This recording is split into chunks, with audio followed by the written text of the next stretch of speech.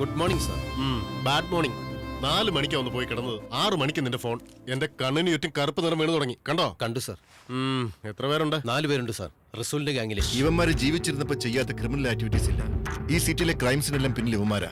Metro റെയിലിൽ ഈ അടുത്ത് നടന്ന റേപ്പ് കേസിലും രാമാപുരം അതിർത്തിയിൽ നടന്ന മർഡർ കേസിലും ഇവരുടെ പങ്ക് വളരെ വ്യക്തമാണ്. പോലീസിന് തലവേദനയായിരുന്ന ഇവരുടെ പെട്ടെന്നുള്ള മരണം ഡിപ്പാർട്ട്മെന്റിന് തന്നെ ഷോക്കാണ്. ഇത്രയൊക്കെ പോരെ?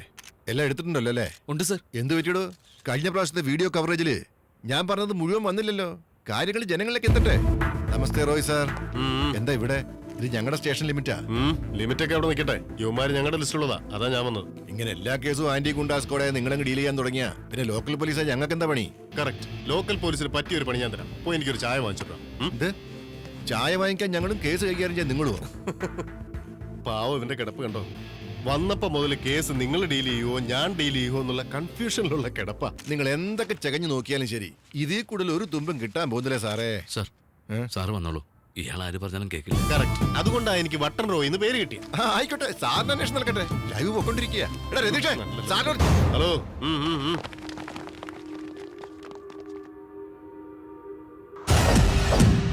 രാജൻ സർ. എടോ, ആ കണ്ടെയ്നർ ബ്ലാസ്റ്റ് ആയത് എപ്പോഴാടോ? രാത്രിയാണ് ബ്ലാസ്റ്റ് ആയത്. അപ്പൊ തുടങ്ങിയതായി ടെൻഷൻ.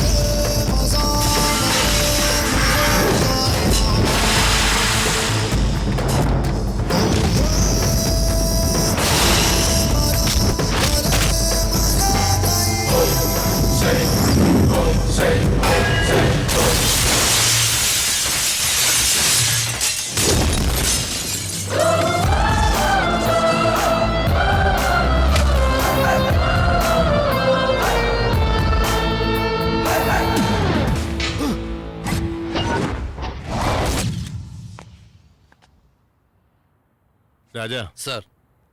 ഇവനെ എങ്ങനെയായിരിക്കും കൊന്നത്?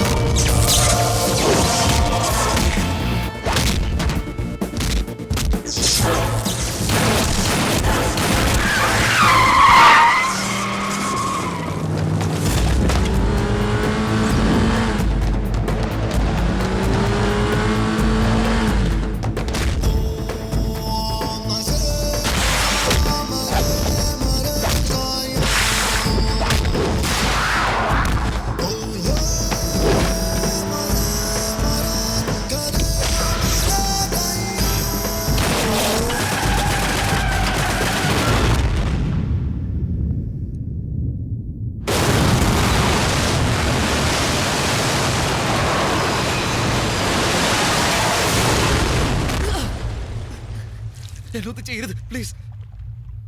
ശരിയടാ, ഞാൻ നിനക്കൊരു സമ്മാനം തരാം. തിരിച്ചു നീയും. എന്താ?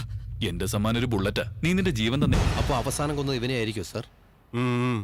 അവസാനത്തെ ഉണ്ട ഇവന്റെ നെറ്റിയില്ല.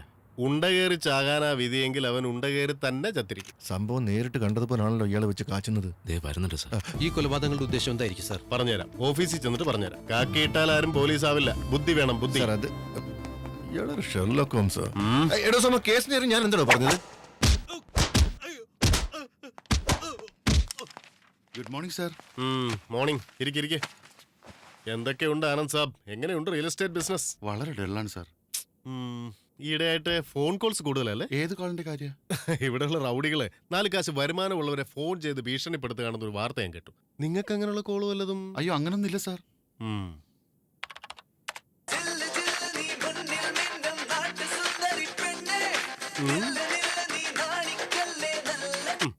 ഈ സോങ് ഏത് സിനിമയിലാണെന്നൊന്ന് പറഞ്ഞേ. മായാബസാറിലല്ലേ സാർ? കറക്റ്റ് ആയിട്ട് പറഞ്ഞല്ലോ. ഇത് ഏതിലാണെന്ന് പറഞ്ഞേ. അരെ സാലേ, ഇതെന്റെ ലാസ്റ്റ് കോളാ. 2 കോടി നാളെ എന്റെ ആൾക്കാരുടെ കയ്യിൽ കൊടുത്തിരിക്കണം. 1 രൂപ കുറഞ്ഞാൽ നിന്റെ ഫാമിലിയിൽ ആരും ബാക്കിയുണ്ടാവില്ല. തരാം, എന്റെ കുടുംബത്തിനൊന്നും ചെയ്യരുത്. ഈ ഡയലോഗ് ഏത് സിനിമയിലാണെന്ന് വല്ല പിടിയുണ്ടോ? മനസ്സിലായി സാർ. രാജാ സർ. ചോദ്യം ചെയ്യുമ്പോ സൗണ്ട് പുറത്ത് കേൾക്കണമെന്ന് ഞാൻ പറഞ്ഞിട്ടുള്ളതല്ലേ. എന്ത് ചെയ്യാനാ, സത്യം പറയിപ്പിക്കാനുള്ള ഓരോരോ മാർഗങ്ങളെ. അതെ സാർ, റസൂൽ എന്റെ ഫാമിലിയെ കൊന്നുകളയെന്ന് പറഞ്ഞ് ഭീഷണിപ്പെടുത്തിയതാണ് സാർ. പണം കൊടുക്കുന്ന സമയത്ത് ഫോളോ ചെയ്യാൻ താൻ ആരെ അയച്ചു? ഇല്ല സാർ, ഞാൻ ആരെ അയച്ചിട്ടില്ല. സത്യമായിട്ടും? സത്യമായിട്ട് സാർ. എന്താ അവിടെ ഉണ്ടായെന്ന് തെളിച്ചു പറയടോ. ഞാൻ തന്നെ പോയത്.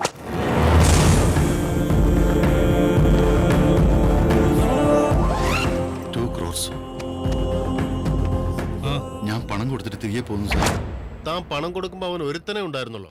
ഒരുത്തനെ ഉണ്ടായിരുന്നുള്ളൂ സാർ. വേറെ ആരും ഇല്ലായിരുന്നു? വേറെ ആരും ഇല്ലായിരുന്നു. അതായത് രാജാ, അവൻ വന്നു കഴിഞ്ഞ് സംഭവിച്ചത് മിക്കവാറും ഇങ്ങനെയാണ്. പുത്തൻ നോട്ടിന്റെ മണം എങ്ങനെ ഉണ്ടാ? നീ ചാകാൻ പോകുന്നവൻ എന്റെ അഡ്രസ്സിന്റെ ആവശ്യമുണ്ടോ?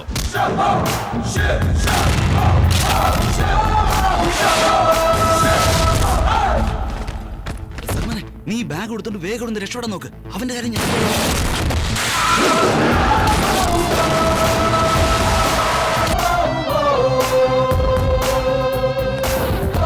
അതാണ് രാജാ നടന്നത്. അവന്മാരെയൊക്കെ കൊന്നിട്ട് അവൻ ക്യാഷ് എടുത്തോണ്ട് പോയി. ഇവനെ ഇപ്പൊ നമ്മൾ ഇവിടുന്ന് വിട്ടാലും ആ റസൂല് വിടില്ല. ഇവൻ കാരണം അയാളുടെ ആൾക്കാർ മരിച്ചെന്ന് ആ റസൂല് പറയില്ലേ? ഇപ്പൊ ഞാൻ എന്താണ് ചെയ്യേണ്ടത് സാർ? റസൂൽ എവിടെയാടാ? ബാങ്കോക്കിലുണ്ട് സാർ. അവിടുന്ന് എന്നെ വിളിച്ചത്. അവൻ ഇങ്ങോട്ട് വരും മുമ്പ് നീ ഇവിടുന്ന് അങ്ങോട്ട് ചാടിക്കോ. ജംപ്. 2 കോടി. ഈ ക്യാഷ് അവൻ എന്ത് ചെയ്യും സാർ? അവൻ അത് കൊണ്ടുപോയി അടിച്ചു പൊളി.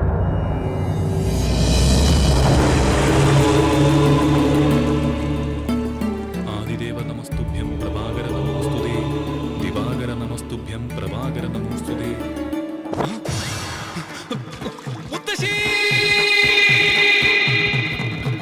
എന്താടാ ചാരി, വല്ല പാമ്പിനെയും കണ്ടു പേടിച്ചുവോ? പാമ്പാണെങ്കിൽ സാരില്ലേ മുത്തശ്ശി, മത്സ്യത്തെ അല്ലേ കണ്ടേക്കണത്. ക്ഷേത്രക്കുളത്തിലെ മത്സ്യത്തെ കാണുവച്ചാ അശ്രീകരം. എന്താടാ ചാരി തൊണ്ട കീറി ഇങ്ങനെ നിലവിളിക്കണേ? അതിന് കാരണേ ഒരു മത്സ്യ അഗ്രഹാരവും ക്ഷേത്രക്കുളമൊക്കെ അശുദ്ധായിരിക്കണു. പൂജകളൊക്കെ നിർത്തിയിട്ടേ ആരോ നമ്മുടെ ക്ഷേത്രക്കുളത്തിൽ മത്സ്യകൃഷി നടത്താൻ തുടങ്ങിയിരിക്കുന്നു. അറിയോ? ആര് മത്സ്യം വളർത്താനാ കുട്ടിയെ? ഇതൊരു ക്ഷേത്രക്കുളല്ലേ, ഒക്കെ എന്നുവെച്ചാ ഇത് അംഗീകരിക്കാൻ പറ്റില്ല. ഇത് ആരോ മനഃപൂർവ്വം ചെയ്യണതാ ക്ഷേത്രക്കുളം അശുദ്ധമാക്കാൻ വേണ്ടി.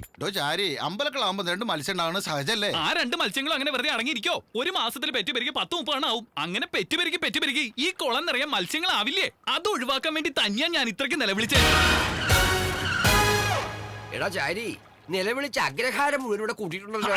അല്ലാണ്ട് ഇപ്പൊ എന്താ ചെയ്യാ? സൂര്യ നമസ്കാരത്തിനിടെ എന്റെ കൈക്കുമ്പിൾ ഒരു മത്സ്യം ഗുരുദേവ എന്റെ വായിക്കുള്ളിൽ പോയിരുന്നെങ്കിലോ? കയ്യിലിരിക്കുമ്പോഴേ ലേശമാവുന്നുള്ളൂ. വായിലെത്തിയ ദിവ്യ ഭോജനല്ലേ ഗുരുദേവ. ആസ്മയ്ക്ക് വേണ്ടി നോ വിഴുങ്ങിട്ടുള്ളതാ. സ്ഥിരമായിട്ടൊന്നും ഇല്ലേട്ടോ. നീ ഒന്ന് അവസാനിപ്പിക്കുക. അവിടെ പൂജയ്ക്കുള്ള സമയമായിരിക്കണു. നീ ഇങ്ങോട്ട് വരിക. സിനിമാക്കാരാണേ മുഹൂർത്തത്തിന് എത്തിയില്ലെങ്കിൽ ഡ്യൂപ്പിനെ വെച്ച് പൂജ നടത്തിക്കളെ. മുഹൂർത്തത്തിന് എത്താത്ത കുറവേ ഉള്ളൂ. ഇവിടെ ആചാരാനുഷ്ഠാനങ്ങൾ തെറ്റിയിരിക്കുക. അതാർക്കും അറിയണ്ടല്ലോ. എടോ ഗോവിന്ദ, തന്റെ മകനെ പറഞ്ഞൊന്ന് മനസ്സിലാക്കാം. ദേഷ്യപ്പെടാതിരിക്കും പട്ടേരിയെ. അമ്മേ ബുദ്ധിമോശം പറയാണ്ടിരിക്കുക. ബട്ടേരി വേണമെങ്കിൽ നമ്മുടെ കാര്യം കഷ്ടാവും. അയാള് പോണെങ്കി പൊയ്ക്കോട്ടെ. അയാൾക്ക് മന്ത്രവും കുന്തോന്നും അറിയില്ല. വീട്ടിൽ കുഷ്മാണ്ടം. ഇക്കാലത്ത് അത്രക്കാർക്കേ രക്ഷയുള്ളൂ.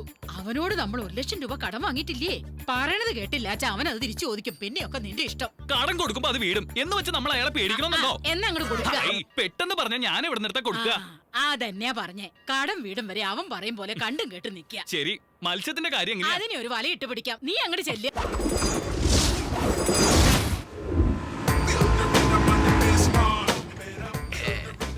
ഇറങ്ങ.